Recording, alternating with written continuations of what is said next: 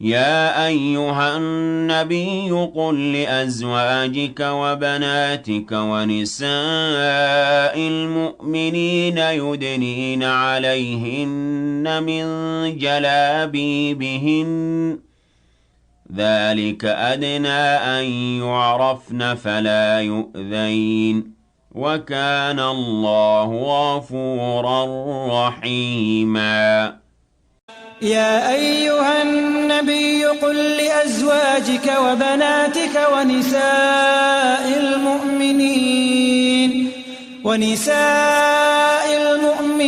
يدنين عليهن من جلابيبهن ذلك أدنى أن يعرفن فلا يؤذين وكان الله غفورا رحيما.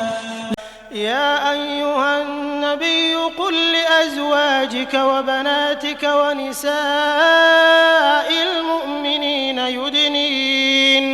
يدنين عليهن من جلابيبهن ذلك أدنى أن يعرفن فلا يؤذين وكان الله غفورا رحيما.